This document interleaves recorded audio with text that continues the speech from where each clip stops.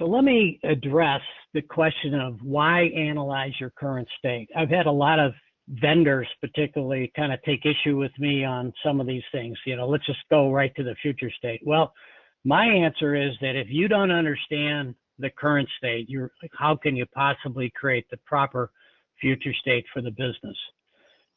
But in looking at the current state, it's very important to look at that, to understand the issues and the opportunities, to address the needs for change, to inventory all of the processes and data, and to compare it to best practices.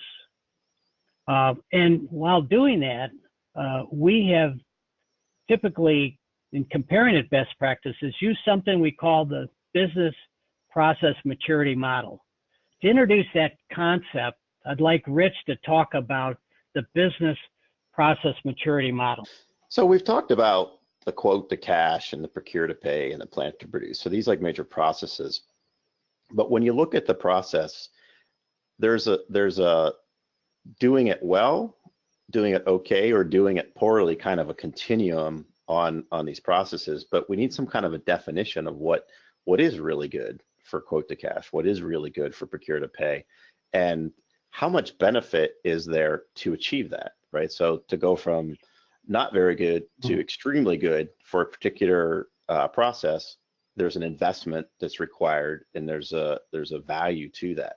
And so what we're about is trying to get these high level quote to cash, procure to pay processes broken down into some descriptive models that we can then compare our clients to and say, here's the gap, and not just tell me what you think you can improve, and this is what we think can improve. We want to look at it from comparing it to a prescriptive model.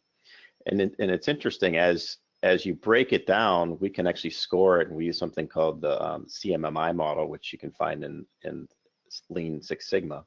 But that CMMI model, we actually will go through and break down quote to cash, procure to pay, and actually kind of rank from a 1 to a 5 scale each of the elements of quote to cash, procure to pay, design, deploy, and feed that back to, so say you're looking at a company from an acquisition perspective, we'll actually give you a score in terms of what is the maturity level in each of these processes, so that you can understand what investments would be need to be made to improve the capability, and what's the corresponding business case around that.